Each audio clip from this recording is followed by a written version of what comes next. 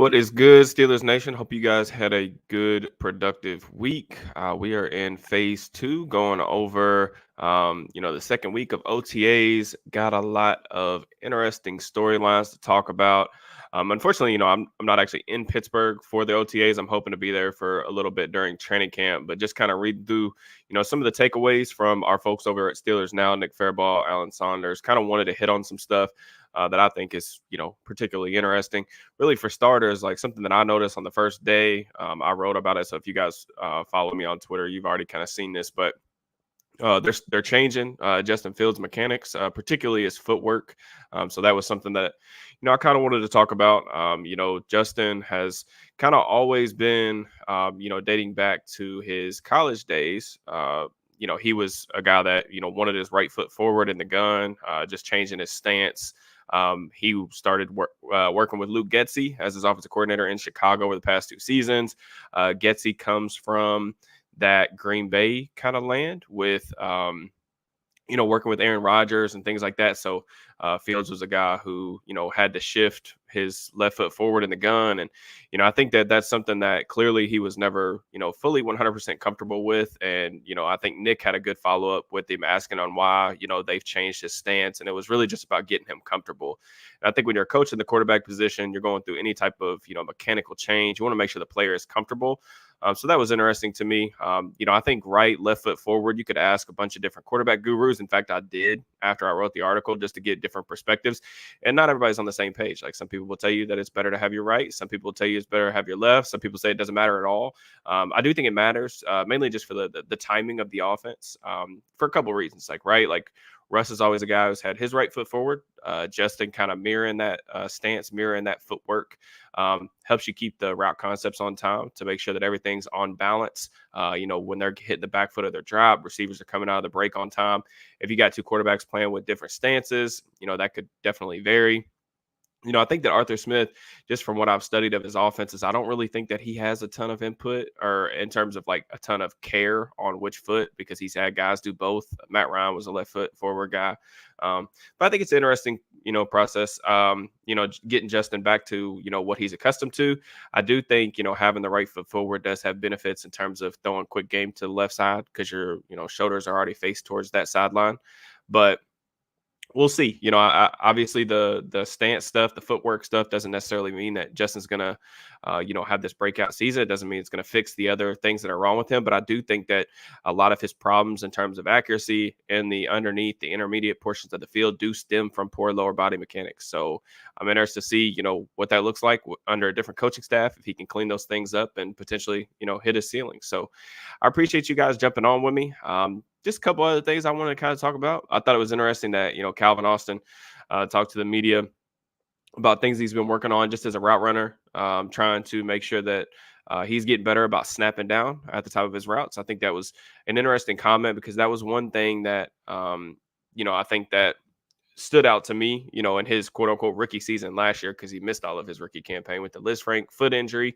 But, Calvin was a guy when he was coming out of Memphis, they had him playing on the outside. He was playing a lot of X for them. We did a film review on this channel about him last year, his college tape, but he's used to playing on the outside. He didn't run this robust route tree, but he was a guy who, was not strictly a slot receiver. But last year, it just felt like, some of those comebacks, those hitches, him breaking down at the top of the route, those pressure steps, just never really looked comfortable for him. I kind of wonder how much of that was just the lingering effects of that foot injury. I think common sense could tell you if you're playing on a bum foot and you're still working your way back and you're not 100%, you're going to be a little bit hesitant to kind of fully plant that foot in the ground and push off it. So I'm curious on if that played a factor. But it's encouraging to me, like whenever I hear, some of the interviews and interview questions can be kind of cliche and, with the cliche questions, you get the cliche answers. But I like when I can pick up, good like tidbits like this. And it's always encouraging to me when I hear like players specifically focusing on things that they struggled with the prior season, focusing on that in the off season and then trying to make themselves better. And then it's a good thing to watch. Like we'll see what that looks like come training camp, come preseason. How much better does he look getting in and out of his breaks? And if there is dramatic improvement, I think that definitely shows good things, good signs moving forward. So Appreciate you guys tapping in with me. Got about 30 people in here. Just I'll kind of talk a little bit about just some OTA takeaways, and then if you guys have questions, things y'all want to talk about, we can kind of steer this conversation really in whichever direction. I'm probably going to stream for about 30 minutes. I'll answer anything that you guys want to talk about or that I can answer, and then we'll talk about some stuff that's upcoming on the channel as well. So, but yeah, we got 30 something people in here right now. If you guys can do me a favor, just hit that like button for me. Make sure you're subscribed, all that stuff. It just helps, this thing reach as many people as possible. So, what other things? Also, I think the tackle rotation's been kind of interesting. They've got Broderick Jones working on both sides. Dan Moore Jr. is just working on the left side. Troy Fautanu is getting some reps over at the right side. I think really the interesting thing for me is that I think Dan Moore Jr., like he has value on this team. You look at it and say, all right, this dude's got 3 years of starting experience. He's got well over 2,000. He's got 2,000 plus snaps at left tackle, whatever, over the past 3 years. Even if you acknowledge the fact that they probably needed to upgrade that position and go out and get a better tackle with a higher ceiling because of some of the limitations he has, it's still valuable because, like, if you look around the league, for one, offensive line depth is crucial. It's the position group that we don't have enough of. Like, just the college game doesn't produce enough viable offensive linemen for the NFL every year. They just don't. It's just a dramatic transition. The things that are being coached at the different levels are completely different. So it's tough to find reserve offensive linemen. And I think Dan Moore is like perfect. Swing tackle. He's a guy who is probably a little bit better in the run game than he is in pass protection. So those things have value, but I do think that his value kind of does hinge a little bit on his ability to eventually like pick up the right side. I would like to personally see them try again to get him over there and just see if they can get him comfortable. Because if you're going to be a swing tackle, ideally you want to be able to play both sides at an adequate level. Obviously, if you bring in a reserve offensive lineman off the bench anyway, you're not exactly expecting that guy to hold his own one-on-one, but you just want to try to get some competent play. But, the fact that they're not working him in at all is a little bit strange to me, just because they're kind of making Broderick do it. I think that there could be some potential good and bad ramifications there as well. But it almost seems like to me the way that they're phrasing it is if it's going to be, say, week one, if it's Moore and Jones, it's going to be Moore at left tackle, Jones at right. And if it's going to be, say, Fautanu's good enough and they think that he's ready to play week one, I think Broderick will go to left, Fautanu will play it right. So, I mean, I don't know. I don't know that that's the best option necessarily, but, it is an option nonetheless. Some other kind of interesting things. I think a lot of the storylines came out about, Joey Porter Jr. Saying that he's the best quarterback in the league. I mean, I would have been surprised if he didn't say that.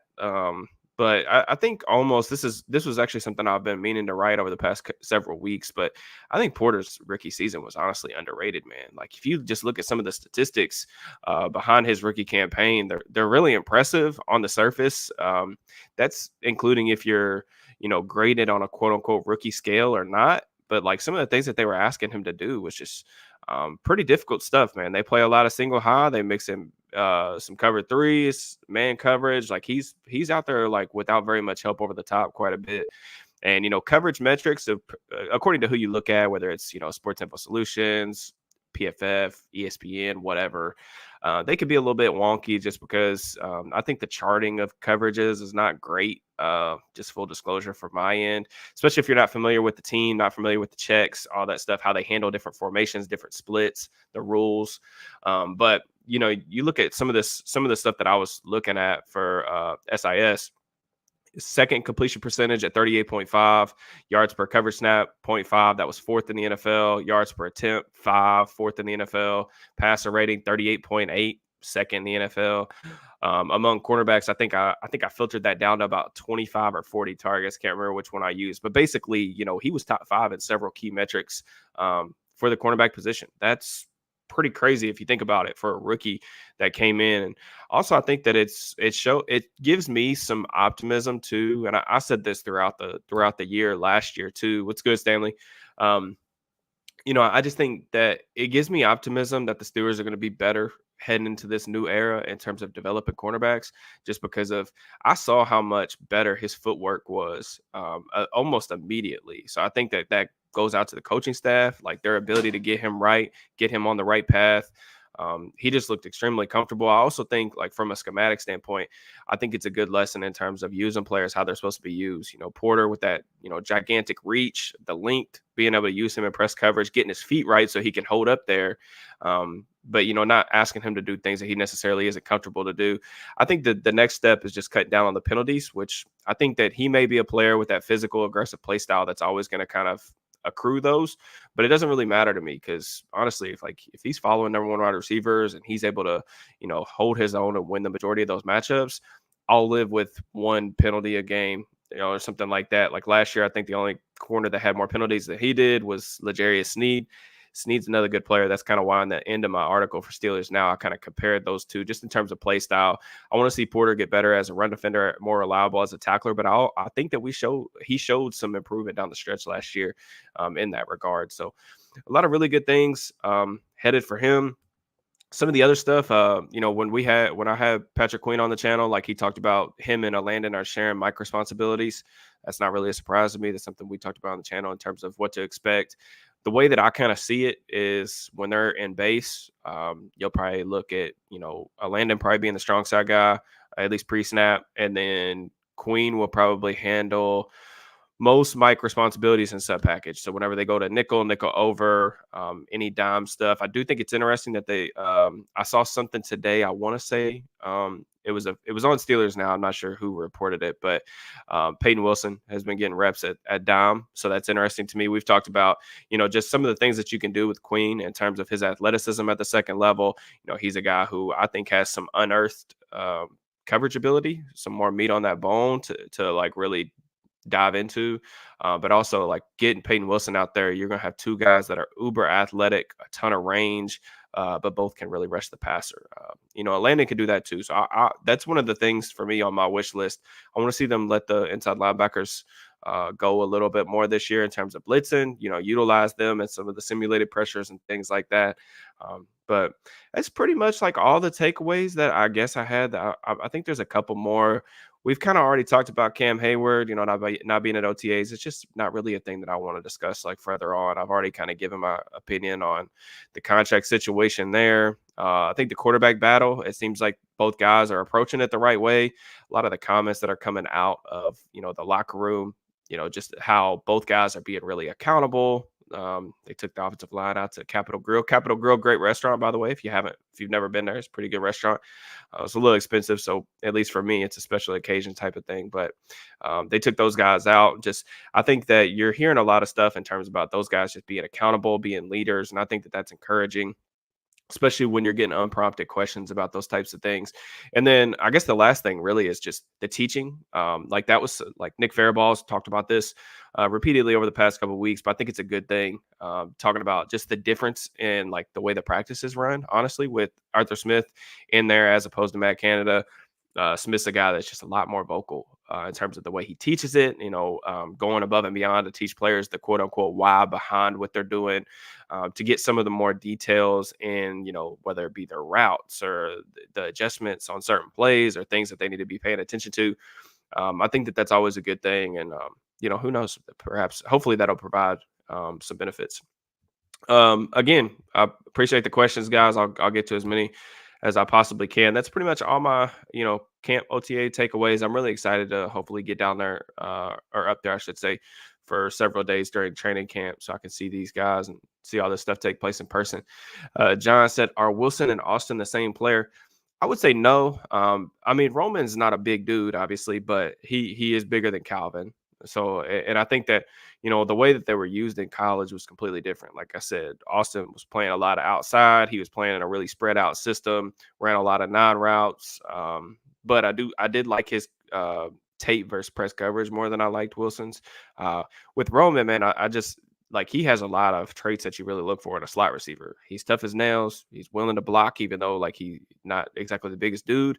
Love the physicality. The dude will go over the middle. He'll take a shot. He's tough. I think that you can use him as kind of a speed threat at 3. I think that's a good thing to kind of lift the lid off the defense. So I'm excited to see how he's going to be used. I don't really have any I'm not saying I don't have any reservations about him as a slot receiver, but I definitely think that he can come in relatively early as a rookie and contribute in that role. I think the questions that I have is like, what is that going to look like on the outside? Whenever say if they're running something that doesn't involve him getting some type of motion, where they're able to get him a free release from press coverage, that's where I kind of have some of the questions. I think the development as a route runner will probably just come for him, but I don't think either of those guys should necessarily preclude them from going out and getting another established veteran wide receiver. But we'll see what happens. I mean, there's got to be another team out there that's putting somebody on the market that they're interested in and that makes sense, and they can find a deal with. Takes two to tango there. So, Daryl, Cam has all the leverage on contract negotiations, but because of how thin our D line is, will Liao be able to step up? Yes and no. I mean, leverage can be a tricky thing, right? Because like we don't really know, we can't really get behind the minds of like how the Steelers view that room necessarily. They may be higher on that room than we are. I do agree that the depth on the defensive line is worrisome, just because like we haven't seen enough from DeMarvin Leal. I actually think that he's definitely not a lock to make this roster just because of the lack of development. There were some things coming out that he said about making sure he's in shape this training camp. So that leads me to believe that maybe he wasn't last year. Maybe they've asked him to play at different weights throughout his time here. Like he bulked up really heavy, his as a rookie, and then they got him back down, and then he had the injury, so he lost weight on his own. Like I'm not really sure of what the plan is for him, to be honest. But yes, I do agree that the depth is worrisome. To me, I think that you always have to view it from like I think that you have to view it as when you're going through contract negotiations, what am I going to get from this player for the years that we are like adding to his deal? Because Cam's an extremely accomplished player, one of the best Steelers defenders of his era. I mean, honestly, like he's tied for second all time in Steelers history in the unofficial sacks. He's going to be a Ring of Honor guy. He's a great teammate, great captain. I still think he's a heck of a run defender. We went over all this stuff in the video.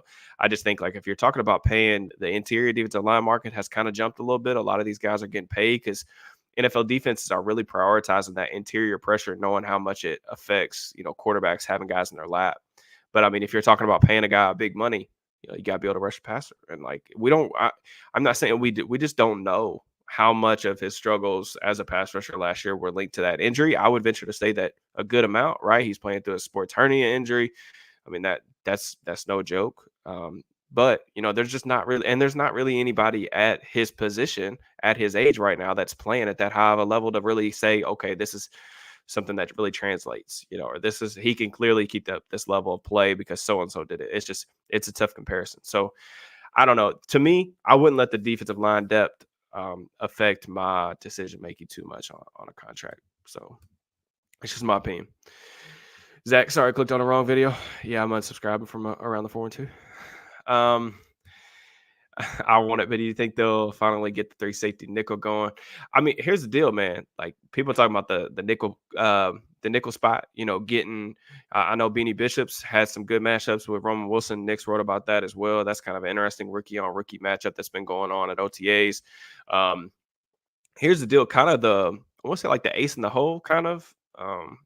Minka could play nickel. I mean, Minka played nickel at Alabama. He played some in Miami. I mean, he played some last year.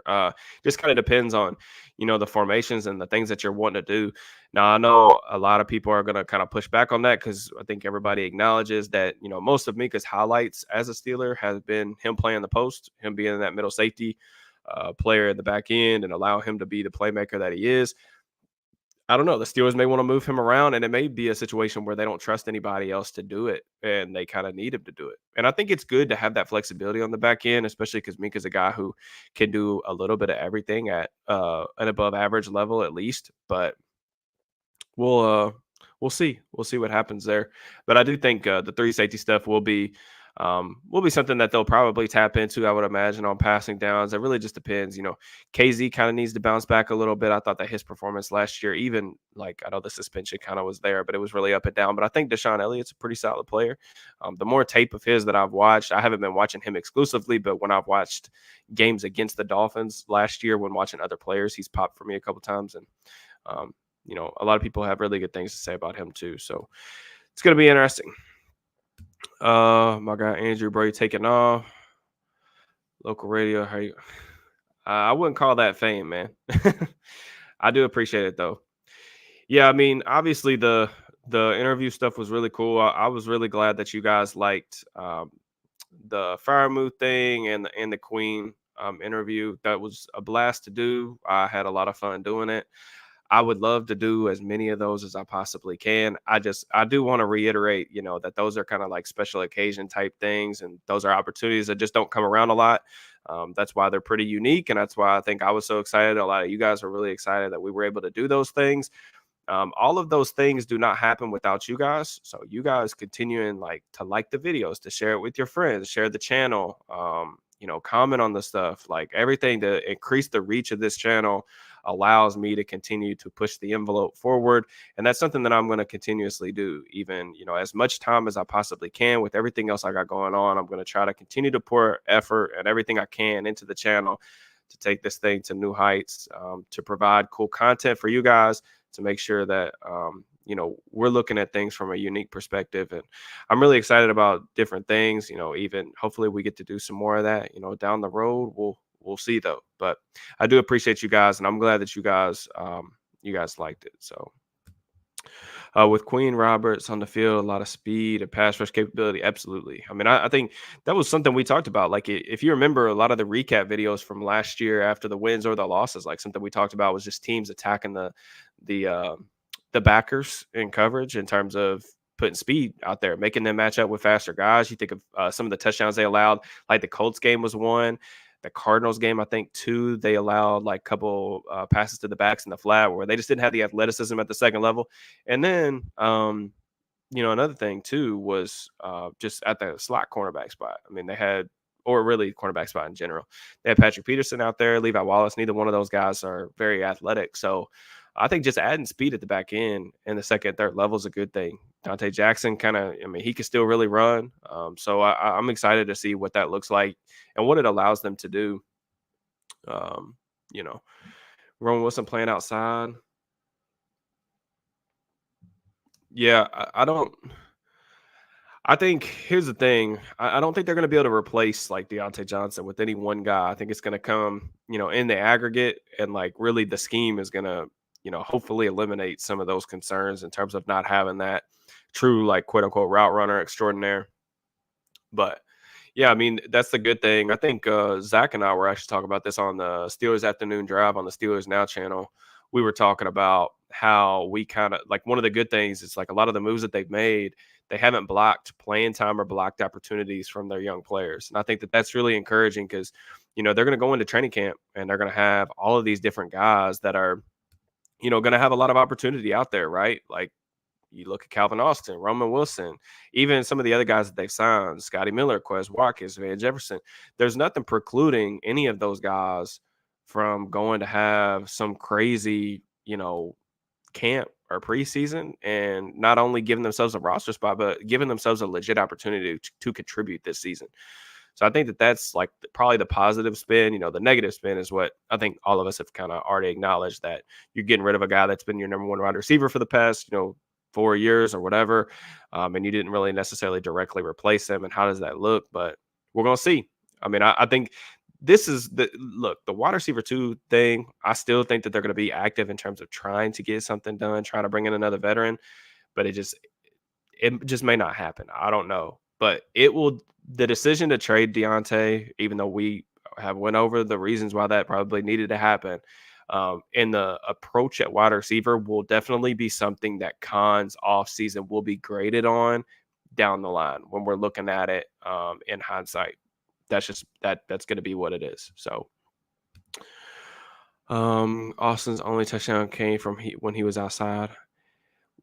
We talking the Raiders game? Yeah, I mean that was yeah, post. What are we going to do with all these tight ends? So here's the deal, man. Like Arthur Smith, he had 5 tight ends on a roster last year in Atlanta. So it would not surprise me. I think the Steelers are keeping 4. I think Freiermuth and Washington are definitely locks to me. They're going to be heavily involved in the offense. I mean, they're going to be Washington in this offense is probably going to be a starter just because he's going to play so many snaps. Heyward's an interesting player. Him and Michael Pruitt are kind of getting bunched in together for me because Pruitt's a guy who's played, tight end for Smith in recent stops, but he actually started like getting the majority of his playing time at fullback when he was with Tennessee with Arthur. So he's a guy who can do both. Now, can Heyward do both? I mean, he did a little bit of everything in Michigan State. So can he do the adjuster role in the backfield when they want to get a fullback out there? That's something that, you got to be aware of too. Like Arthur Smith, he likes to use two backs. I mean, we're talking, Pony, he'll use two running backs. So he'll throw a fullback in the backfield. So, I mean, they were I think they were fifth last year in terms of usage in 21 personnel. They were second in usage, I think, in 22 personnel. So getting two backs on the field at the same time. So, I mean, there's going to be opportunity for playing time there. I think you just roll the ball out and let training camp kind of decide that. But I definitely think four tight ends is my expectation. So, I see we got quite a few people in here now approaching the 100 mark. I will try to go. We'll go a little bit longer in 30 minutes. Try to answer any questions that you guys have. Jump everything in the chat now, and I'll try to get through whatever I can. If y'all could, like I said, we got 100 people in here. If you guys could just hit that like button for me, free and easy way to support the channel and get this thing out to as many people as possible. Yeah, I kind of like what I said, man. You just roll the ball out and see what happens. The post June 1st thing has been a heavy topic. You've seen Debo thrown out there. You've seen Tyler Lockett's name thrown out there. DK Metcalf thrown out there. Metcalf has that and Lockett had those previous relationships with Russell Wilson. So that could be interesting. It's just, you never know. I mean, there's always a guy that becomes available. Not necessarily that it'll be a receiver, but there's always a guy or two that becomes available after training camp that gets cut for salary cap reasons, or maybe they drafted a young guy he's well above the development path that you were expecting, and they end up letting him go. And there's always a couple of those guys each kind of cycle. So maybe the Steelers get lucky and somebody becomes available or somebody becomes on the trade market. I don't know. All I know is I think they will 100% exhaust every option that they can. I don't want to promise that it's going to happen either. So this is actually a good thing, man, because this is a good topic, because I talked about this a little bit on Twitter, but I haven't written about this and I haven't talked about it on the channel. Any chance they re-sign Daniels? So here's the deal. Yes, they could still theoretically re-sign Daniels. It's risky. Anytime you let a player hit the market, you have to understand that you're going to probably have to overpay to get them back. It's the name of the game. The best organizations in football right now are extending their guys early. So like what you're seeing around the league right now with some of these organizations, like particularly Miami. So like Miami just locked up Jalen Waddle after his third year. They still had the fourth year and the fifth year option. All these teams are like the Browns, the Saints, like Philly, where Andy Weidl's from, that like these teams are operating early and they're being proactive about getting extensions done. The reason you do that is because, $1 today, like basically you're saving money in the long term, because you're going to be like the salary cap is going to continue to go up. You're going to continue. These deals will be more valuable down the line. So it would suck to see him go. I mean, I don't know, man. I feel like people are almost like pushing him out just because of the draft pick of McCormick, and I can't really understand that thought process. But I do think, from Daniel's point of view, I think, you mentioned, him being young, he's still absolutely in his prime. He's going to be, say he plays out the final year of his contract, he's going to be 27 years old hitting free agency. He's allowed 1 sack in the last 2 years. He's a good athlete. He's about to play in a system with Arthur Smith that's really heavily tailored around his skill set, like his athleticism. Very, very similar to what he played in at Iowa, if I remember correctly. So you're going to be hopefully getting the best version of James Daniels, and he's going to have the chance to absolutely cash out if he hits the open market. So, whatever. I'm not, like I said, I'm not really in love with that decision to not engage with contract negotiations. Now I understand the guard market has kind of exploded on them because, again, they weren't really proactive about getting a deal done. They allowed some of these other guards to go out and get paid in free agency. Think about the Robert Hunt contract that he got from, I think, Carolina. Just kind of blew everything up. So when that happens, naturally, guys are going to start to push for more money because Daniels probably wants to be paid like, one of the better guards out there. Should I go to the Chiefs or Bengals game this season traveling from Cali? Ooh, I don't know. I mean, if you're into the Christmas thing, seeing the Steelers play on Christmas would be good. I'd probably say the Bengals just because I think that that's a more winnable game for them. So that's what I would go with. But I mean, going to Pittsburgh, especially if you got like if you haven't done it before, like Steelers games are awesome. Just the atmosphere of being in Pittsburgh. I'm planning on being up there for camp, and then I'm going to try to go to. I'm actually taking my daughter to her first ever game. So I'm really excited about that. That's something that I've been anxious to do literally since she was born. She just turned 4 years old. She's super excited about going. We've talked about it almost every day for the past couple months. So I'm excited about that. But yeah, Steelers games are fun. I would say probably I'd lean probably Bengals, but really for me it usually depends on like my schedule, like what I'm able to do. Appreciate it, Daryl. Thank you very much. Um, Lando, who we talking about here? He didn't look good. I'm a little bit behind on the chat, so I'm a KZ hater. I don't know. I'm not a KZ hater. I think he's a fine number 3 safety. Da da da da. Heard Fields look good, 7 shots. I mean, we're gonna see, man. I'm super excited to see the quarterbacks at camp. Even if I will acknowledge that I would be really like, surprised if Russ isn't the guy. Week 1. But I'm excited to see what Justin looks like in this offense. Um, you know, Man, a lot of comments. I'm trying to get caught up here. I think Connor will be the main fullback. I mean, yeah, I think it'll be him or Pruitt. You know, how do we feel about the offensive Warren is top 5 in receiving yards? Um, you will like my article that I'm putting out tomorrow for Steelers Now because it's going to go over some stuff similar to what you're talking about. I Here's the thing: running back receiving yards are only valuable if the plays that they're creating are actually successful in helping the offense move the football. Like, for example, if you're just throwing check down after check down, like this is a big thing that a lot of people complained about with Russell Wilson and Sean Payton's offense last year. He led the NFL in terms of checking the ball down. And, you could look at that and say, oh, well, the running back's involved in the passing game. Well, being a check down option and creating things after the catch is a good thing, but like how you involve the running backs in the passing game beyond that is usually where you get the most value out of those guys. So, not saying you can't do it the other way. It's just receiving yards to me. Like if Warren's catching, if he catches 50 checkdowns next year, and they're 5-yard completions when they're in 3rd and 15, doesn't matter at all to me. Now, if he comes out and he averages, 9, 10 yards, say like 9 yards per catch, and he's, involved in the passing game, they're getting him out on screens and, getting him into the flat, finding creative ways to get in the ball in space. And I think that that's a good thing. So, um, that would probably be my answer. I know it's probably more intricate or more difficult than I probably needed to make it, but just is what it is. It's a good question. What has to happen in year 1 for Arthur Smith to be considered a success? You know, I think I just want to see improvement. Like the big questions that I have is, I do think that they're gonna be some growing pains early on. You're implementing a new offense. You got two new quarterbacks. You got a offensive line that's loaded with young players, and then you've got some question marks at the playmaker spots too, especially at wide receiver too. So I do think that it'll take time for this whole thing to come together, and I think that you have to show some bit of patience. For me, my biggest question continues to be with the Arthur Smith hire is like, how is he going to adjust from what he's been? Right. Because if you look at Atlanta, some of the things that they were doing, even though I like certain parts of the offense, I think that you can acknowledge that it hasn't evolved enough to keep up with the trends of the NFL. A lot of, I say this all the time, but like the best coordinators are always trying to stay one step ahead and evolve their system because defense is reactive in nature. You want to make sure that you're consistently putting in wrinkles, and you can't just.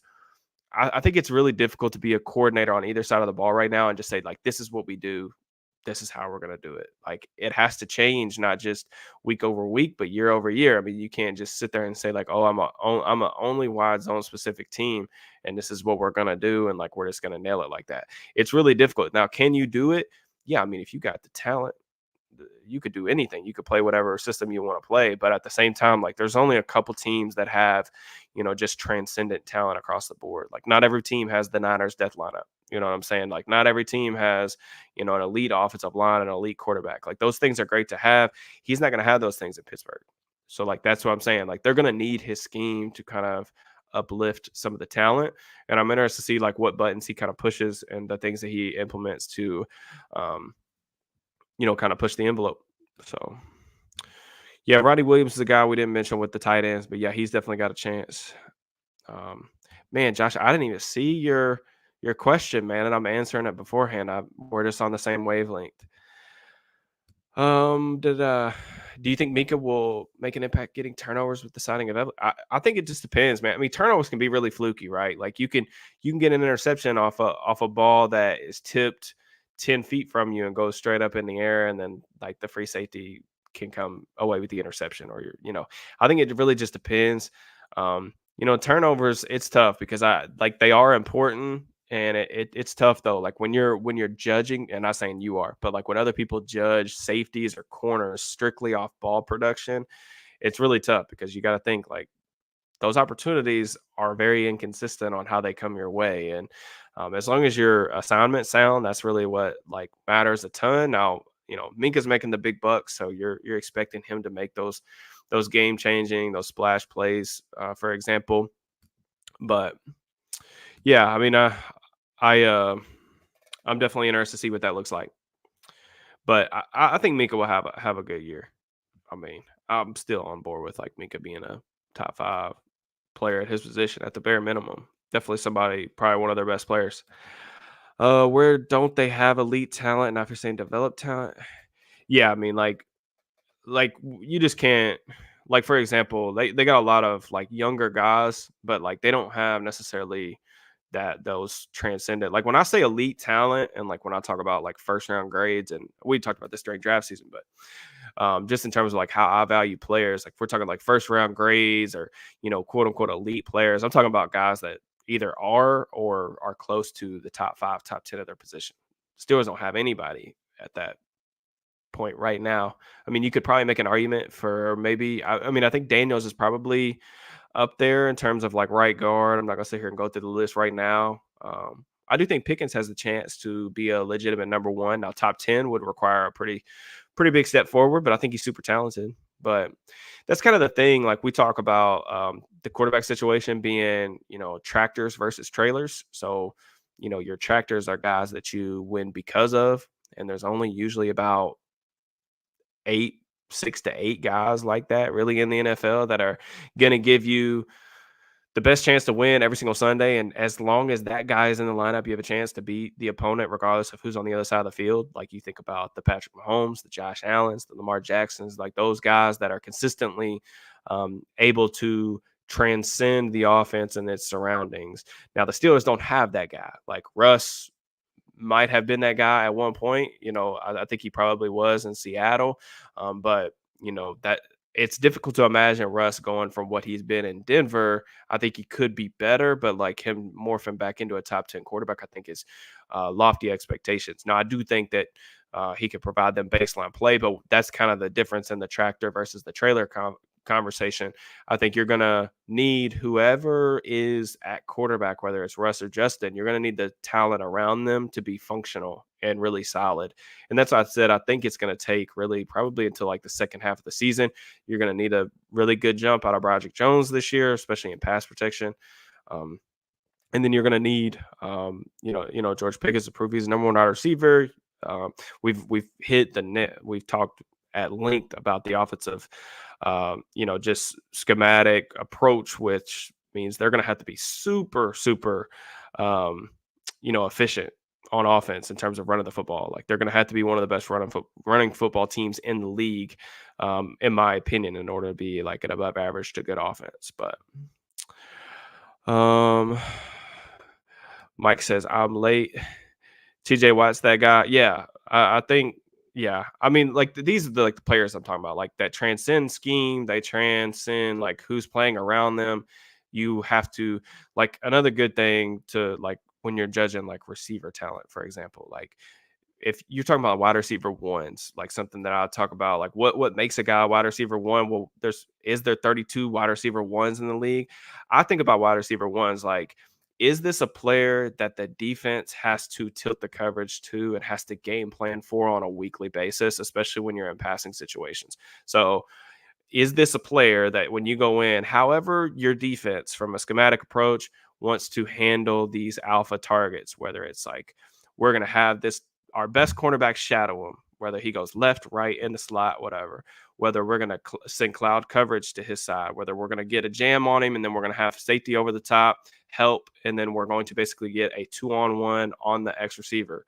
Or are we going to like straight up, like if you're not playing a mobile quarterback, maybe you're playing some version of like 2-man where you're getting somebody playing like an underneath or a cut trail coverage, and then you're getting help over the top. Really, those types of guys. So like from the defensive standpoint, like what you're talking about with TJ, like you have to go into like offensive coordinators game plan around TJ every single week. Like we have to find where 90 is. How are we going to slide the protection? What are we going to do when we get in 3rd and long situations? Are we going to utilize some type of chip help from the tight ends? Are we going to go to a lot of 6-7 man protections? If we want to push the ball down the field, we may have to do some more play action stuff, stretch the field with some max protection stuff to, make sure we're not leaving that dude one-on-one. So like those types of guys, like elite talents, they matter. I mean, they're the difference makers on Sunday, and you can't have them everywhere.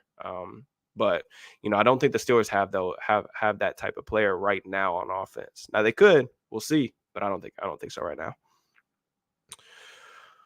Hey DB, Pat, P, and Levi, they were a decent. Yeah, I mean that's the thing. I mean they still gave up plays over the top, but they still, veteran guys that know where to be.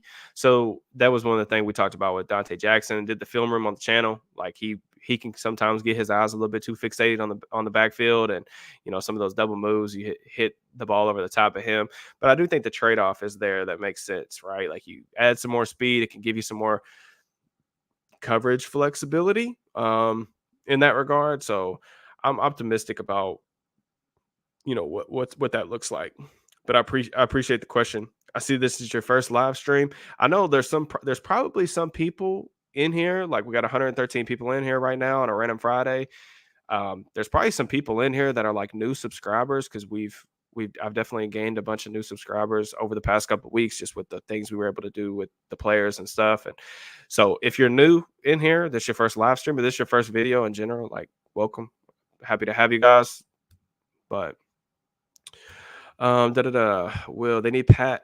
Yeah, Pat's going to be a big part of this offense, man. Like, it's been reported and it is a thing. Like Pat's getting moved around a bunch. He's playing in the slot. Like they're using him sometimes even split out like as the X. I think he's going to be more involved in the offense. And when I say more involved, like not just from a raw number standpoint, but I think he's going to actually be featured more in this offense than he was at least last year. In terms of like being further up in the progressions, those types of things, getting him more touches. But I'm excited to see what that looks like, man. I think that the health thing is huge.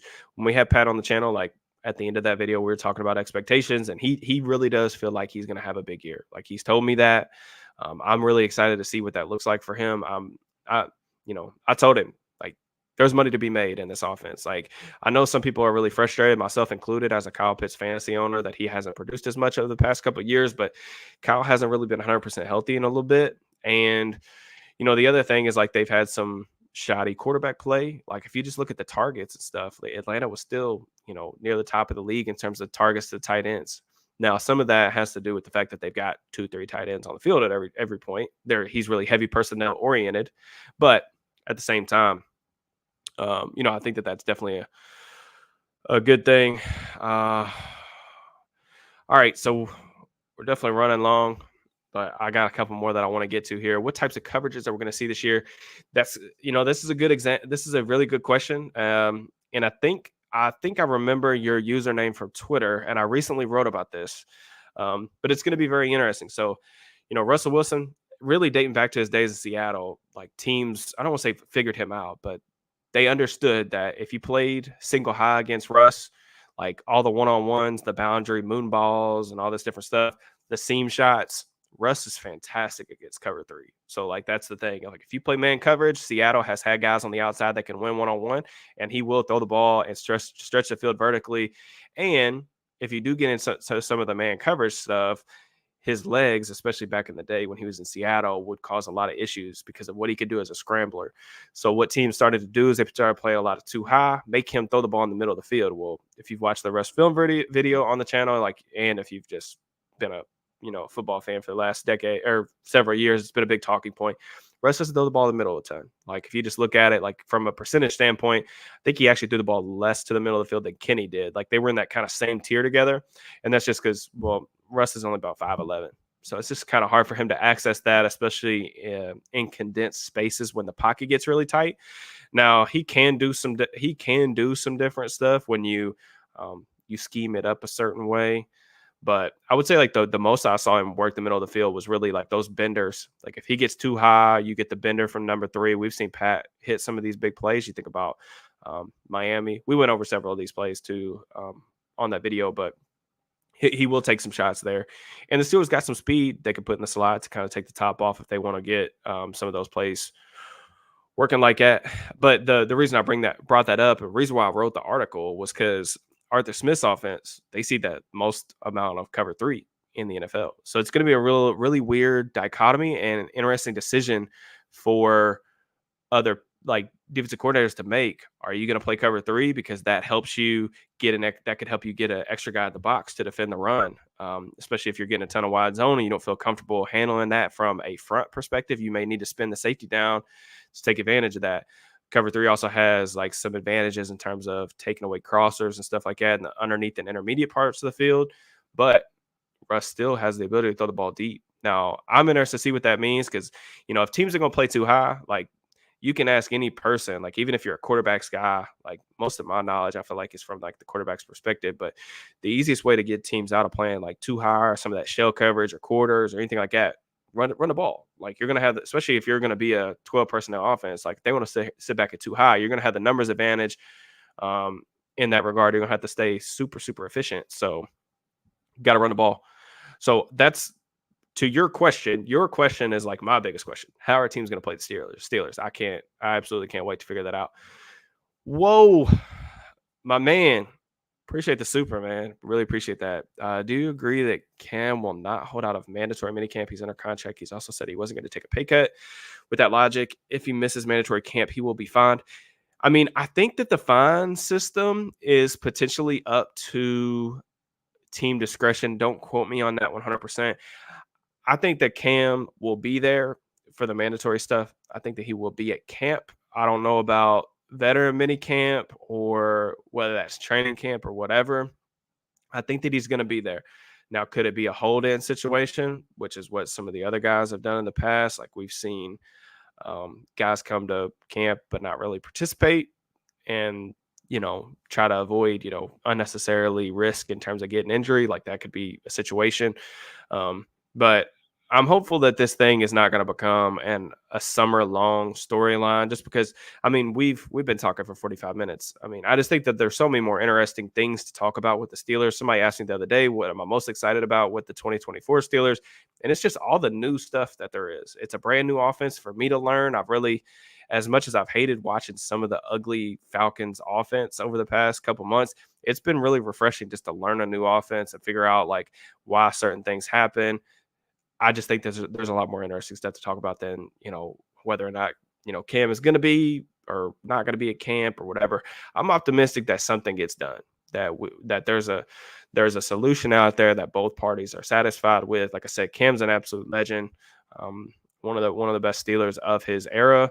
And it would really suck if, things ended on a sour note, just because you think about, all that he's done for the franchise, some of the good moments that he's had here. I just don't want that. And when these things start to get ugly, it usually involves like fans taking it almost personally too, because you guys are so super invested, in the team. And I definitely, I get that too.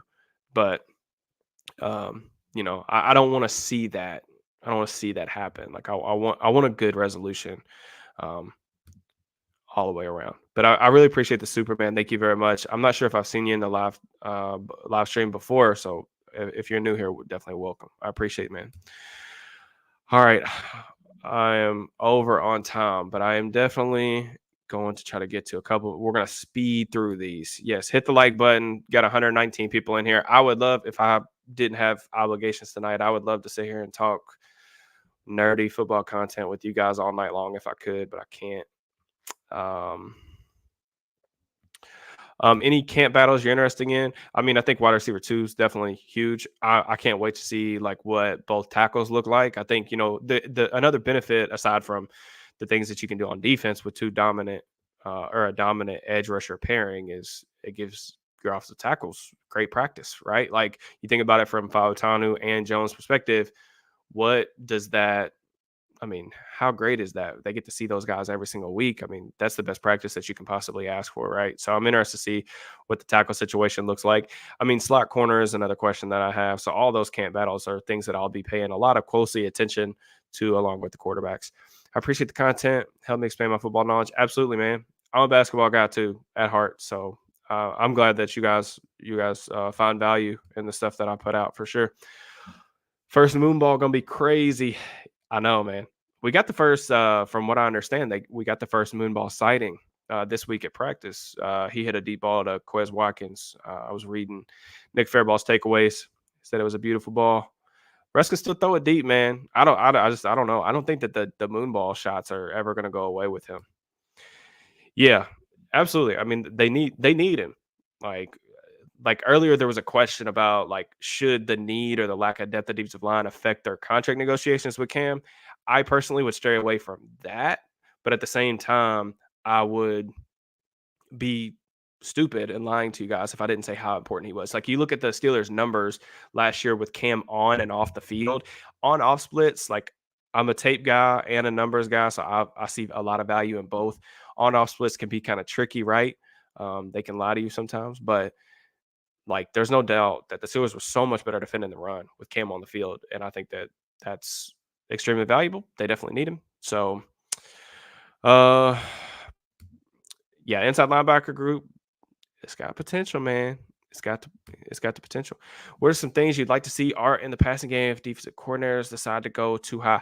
I think like some of that stuff. I mean, there's a lot of different ways like you can attack too high. Like some of the ways that he does. Like you can get into some high lows. A good too high beater, which I've seen him run a decent amount, is just different variations of dagger. But problem with dagger is like I thought Russ was kind of inconsistent hitting those for Sean Payton because that's a part of Sean's offense as well, from New Orleans to Denver. So it just depends. Like a lot of those high lows and stuff, you're gonna have to throw over the middle of the field in tight windows. Again, we just have to see if Russ or Justin can do those things. I think there's more of a sample size saying that Russ is going to struggle with that, but you know, that's been a question of mine. Like with the Arthur Smith offense, like if he wants to push the ball in the middle of the field on the crossers and do the dig routes and some of the high lows, like what's that going to look like? But yeah, okay. Darnell Washington, X Factor, he's going to be heavily involved, man. Heavily involved. All right. So I appreciate you guys. On your way out, please make sure that you like the video if you haven't already. Here's kind of the game plan, okay? As far as the next couple days, I started cutting some stuff up for like a smallish film room that's gonna come out either Sunday or Monday. I don't know. It just depends on when I can figure it out. But it's gonna be a film room on Arthur Smith's offense, like one specific play that we're gonna go over and like break that down. And then next week, I've got some interesting stuff. I think I have one confirmed guest lined up. It's not a player. It's just like it's a highly credible guest that is going to provide incredible content for you guys. Assuming most of you guys are into like the nerdy kind of football, the really detailed, unique stuff from that perspective. Have one lined up, potentially two.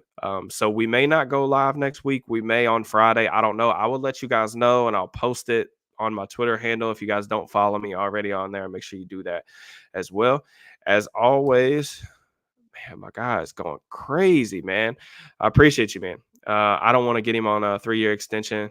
Yeah, that's the thing, man. Like I said earlier, the age thing just makes it really difficult. There's just not other 36, 37 plus interior defensive linemen that are playing at a high level. There's just very few in the league right now. So it's difficult. You're talking about an unprecedented type of contract extension, even if you believe that Cam still has value. But I think really it comes down to me is like how much of last year's lack of pass rush production or a lack of juice or athleticism was relative to his injury and how much of that was just father time starting to kind of set in because Cam's not gonna be able to play at an all pro level all the time or like, forever. Like nobody does. I mean, we've seen it with all the Steelers legends before him.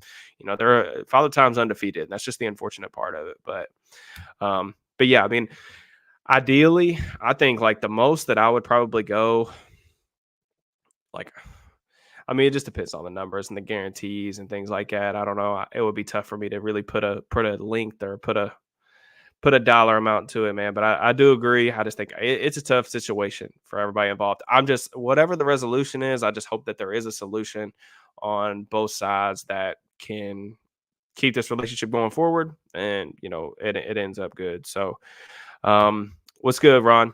But yeah, that's all for me. I'm going to so I already said there's gonna be a film room up Sunday or Monday. We're gonna probably have 1 to 2 videos, guest talking Steelers offense. We're gonna be talking Arthur Smith offense early in the week, next week, I think.